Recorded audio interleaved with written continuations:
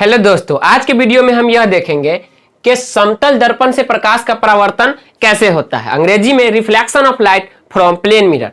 दोस्तों, सबसे पहले आप यह समझ लीजिए कि परावर्तन नियम क्या होता है। दोस्तों, जब प्रकाश की किरण समतल दर्पण के परावर्तक सतह पर पड़ती है तो निश्चित नियम अनुसार परावर्तित हो जाती है, जिसे प्रकाश का परावर्तन नियम कहते हैं। अब यहाँ पर एक वर्ड आ रहा है, क्या चीज के निश्चित नियम अनुसार। निश्चित नियम अनुसार दोस्तों, यह निश्चित नियम क्या होता है जिसके कारण प्रकाश की जो किरण होती है वह परावर्तित होती है, इसे हम बाद में देखेंगे। लेकिन उस नियम को पूरा करने के लिए कुछ बहुत ही महत्वपूर्ण टॉपिक होते हैं जिसे जानना बहुत ही ज्यादा जरूरी है। तो चलिए देखते हैं कि इसमें वह जो महत्वपूर्ण टॉपिक है वह क्या है। दोस्तों, अगर आप इस डेफिनेशन को ध्यान से देखें तो आपको इसमें तीन चीजें नजर आएगी। क्या चीज की? प्रकाश की किरण और फिर समतल दर्पण के परावर्तक सतह। यहां पर एक चीज क्या छुपी हुई है कि एक प्रकाश की किरण पड़ती है और दूसरा क्या चीज है कि परावर्तित हो जाती है। दोस्तों, जो प्रकाश की किरण पड़ती है उसे क्या कहेंगे,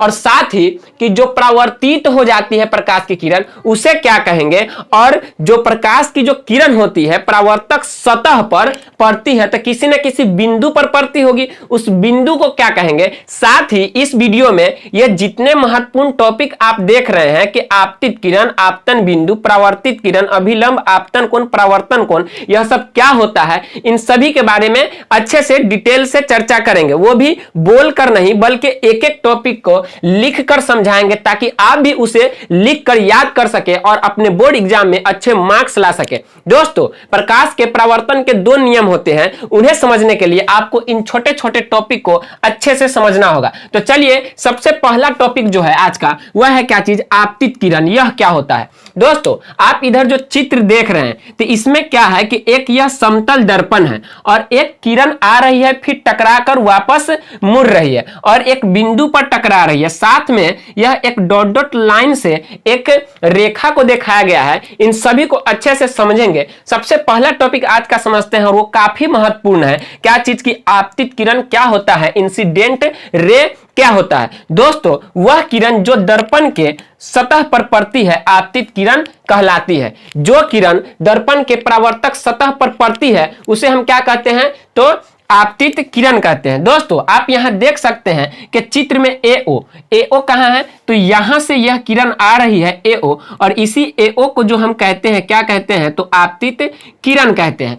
दोस्तों, यह जो तीर का चिन्ह आप देख रहे हैं, यह तीर का चिन्ह क्या है? तो यह प्रकाश की आने वाली दिशा को दर्शाती है कि इधर से प्रकाश की जो किरण है वो आ रही है और एक बिंदु पर टकरा रही है। अब बारी आती है किस चीज का? कि आपतन बिंदु क्या होता है। आप इसे अच्छे से अभी एक स्क्रीनशॉट ले लीजिए। अब हम अगला टॉपिक को लिखेंगे, फिर आपको उसको समझाएंगे। आप इसका एक स्क्रीनशॉट लीजिए या फिर वीडियो को पॉज करके लिख लीजिए। दोस्तों, अब बारी आती है किसका? आपतन बिंदु का, यानी कि पॉइंट ऑफ इंसिडेंट। दोस्तों, पॉइंट ऑफ इंसिडेंट क्या होता है, आपतन बिंदु क्या होता है, आप इससे नीचे देखते रहिए। ये पहले वाला ही है, यहां से आपको चेंज होगा एक एक टॉपिक। दोस्तों, समझते हैं कि आपतन बिंदु क्या होता है। दर्पण के सतह पर स्थित वह बिंदु जहां आपतित किरणें पड़ती है आपतन बिंदु कहलाती है। दोस्तों, दर्पण की सतह, तो यह है क्या चीज? एम डैश दर्पण की सतह है और इस पे पड़ती है क्या चीज? तो आपतित किरण पड़ती है। क्या पड़ती है? आपतित किरण। दोस्तों, यह रहा आपतित किरण और यह पड़ रहा है बिंदु ओ पर। इसका मतलब कि यह जो बिंदु है यह बिंदु क्या कहलाएगा? तो आपतन बिंदु कहलाएगा।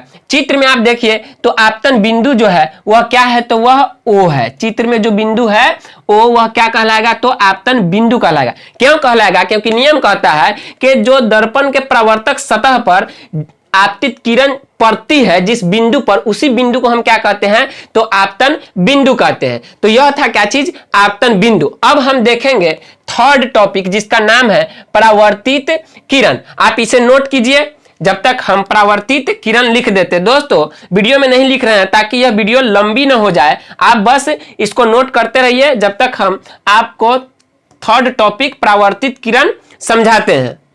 दोस्तों, थर्ड टॉपिक क्या है, परावर्तित किरण, अंग्रेजी में रिफ्लेक्टेड रे। यह क्या होता है दोस्तों, वह किरण जो दर्पण के परावर्तक सतह से टकराकर वापस लौट जाती है परावर्तित किरण कहलाती है। दोस्तों प्रकाश की वह किरण जो दर्पण के परावर्तक सतह से टकराकर वापस लौट जाती है वह क्या कहलाता है, तो परावर्तित किरण कहलाता है। अब इस चित्र में यह परावर्तित किरण कहां है, चलिए देखते हैं। दोस्तों चित्र में कहां है परावर्तित किरण, तो ओबी, ओबी क्या है, तो परावर्तित किरण है। ओबी कहां है, तो ओबी यहां है, ओ बी। दोस्तों यह जो ओबी आप किरण देख रहे हैं यह क्या है, तो यह आती हुई प्रकाश की किरण इस बिंदु पर पड़ी और फिर टकराकर इस दिशा में मुड़ गई। और यह जो तीर का चिन्ह है यह क्या दर्शाता है, तो यह दर्पण के सतह से प्रकाश के परावर्तन के बाद परावर्तित किरण की दिशा को दिखाता है। यह जो तीर है वो। तो चलिए अब हम देखते हैं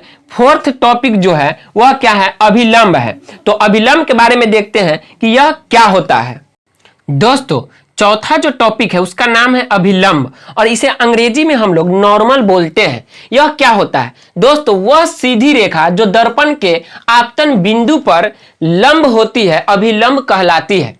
दोस्तों वह सीधी रेखा जो दर्पण के परावर्तक सतह के आपतन बिंदु पर क्या होती है, लंब होती है, उसे हम लोग क्या कहते हैं, अभिलंब कहते हैं। दोस्तों इसमें एक नोट है जिसे याद रखना है आपको, क्या चीज की अभिलंब दर्पण सतह के साथ 90 डिग्री का कोण बनाती है। दोस्तों अब इसे हम चित्र में समझते हैं कि यह है कहां पे। दोस्तों अभिलंब ये रहा चौथा पॉइंट में, क्या है वह, ओ एन। दोस्तों चित्र में ओ एन कहां है, तो ये रहा ओ और ये रहा एन। ओ एन को हम क्या बोलते हैं, अभिलंब बोलते हैं। और यह दर्पण सतह के साथ कितने डिग्री का कोण बनाता है, तो 90 डिग्री का कोण बनाता है। एक चीज इसमें और याद रखने वाली बात क्या है कि अभिलंब कोई किरण नहीं है। तो फिर यह है क्या चीज दोस्तों, बल्कि यह क्या है, तो एक रेखा है जो आपतित किरण और परावर्तित किरण को अलग करती है। अभिलंब के बारे में अच्छे से समझ लीजिए दोस्तों, अभिलंब क्या होता है, वह एक रेखा है, वह किरण नहीं है। और यह क्या करता है, तो आपतित किरण और परावर्तित किरण को अलग करता है। दोस्तों एक एक टॉपिक को अच्छे से डिटेल में समझेंगे ताकि आपका कॉन्सेप्ट क्लियर हो सके। बोलकर नहीं बताएंगे, क्योंकि बोलने से क्या होता है, आप सुन लेते हैं, लिख नहीं पाते और याद नहीं करते एग्जाम में, फिर उसे खाली पेज ही छोड़कर चले आते हैं। यहां लिखेंगे हम, आप कॉपी पर लिखिएगा, फिर याद कीजिएगा, फिर एग्जाम में पेपर पे लिखिएगा। चलिए दोस्तों अब हम देखेंगे क्या चीज, पांचवा टॉपिक जिसका नाम क्या है, आपतन कोण। यह क्या होता है, आपतन कोण फिर परावर्तन कोण। तो पांचवा देखते हैं आपतन कोण क्या होता है। दोस्तों आपतन कोण क्या होता है, अंग्रेजी में इसे एंगल ऑफ इंसिडेंस बोलते हैं, एंगल ऑफ इंसिडेंस। आपतन कोण को अंग्रेजी में एंगल ऑफ इंसिडेंस बोलते हैं। दोस्तों आपतित किरण अभिलंब के साथ आपतन बिंदु पर जो कोण बनाती है आपतन कोण कहलाती है। क्या है कि आपतित किरण कहां है, तो ये रहा आपतित किरण।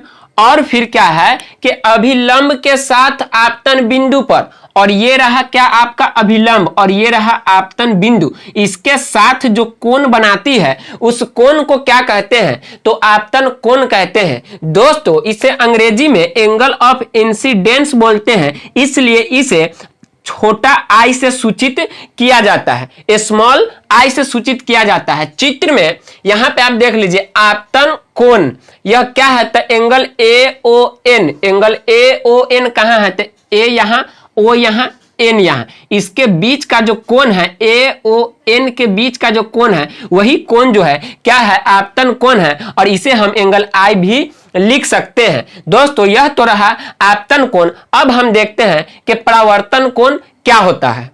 दोस्तों परावर्तन कोण क्या होता है कि परावर्तित किरण अभिलंब के साथ आपतन बिंदु पर जो कोण बनाती है वह कोण परावर्तन कोण कहलाता है। क्या है इसमें कि परावर्तित किरण कहां है, तो ये रहा परावर्तित किरण। और फिर अभिलंब कहां है, तो ये रहा अभिलंब।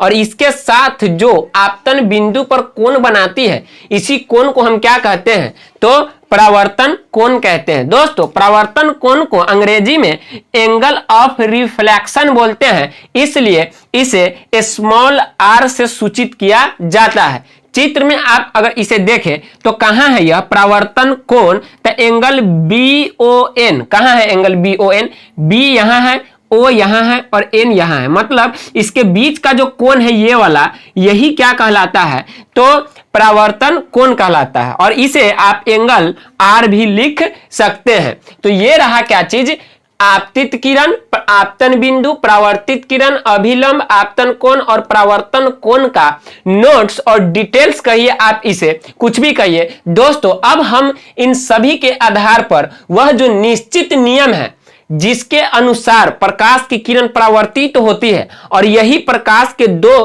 प्रमुख परावर्तन के नियम है, तो चलिए अब हम उसे देखते हैं। दोस्तों उम्मीद है कि आप इसे अच्छे से समझे होंगे, नोट्स भी तैयार किया होगा। चलिए तो वो दो महत्वपूर्ण नियम देख लेते हैं जिसे बिहार बोर्ड में हमेशा 2 मार्क्स में पूछा जाता है। तो चलिए देखते हैं कि वो दो नियम क्या चीज है। प्रकाश के परावर्तन के नियम यह क्या है। दोस्तों सबसे पहले आप यह समझ लीजिए कि प्रकाश के परावर्तन के आधारभूत नियम जो है वह समतल तथा वक्र सतह के लिए समान होते हैं।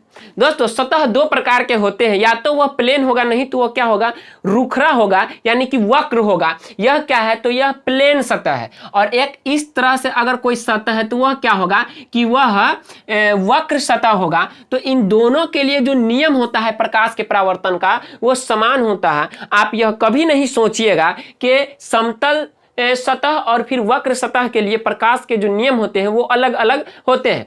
दोस्तों प्रकाश के परावर्तन के मुख्यतः 2 नियम होते हैं। कितने नियम होते हैं, 2 नियम होते हैं। एग्जाम में आपको 2 मार्क्स वाले क्वेश्चन में पूछ देगा कि प्रकाश के परावर्तन के दोनों नियम को लिखें।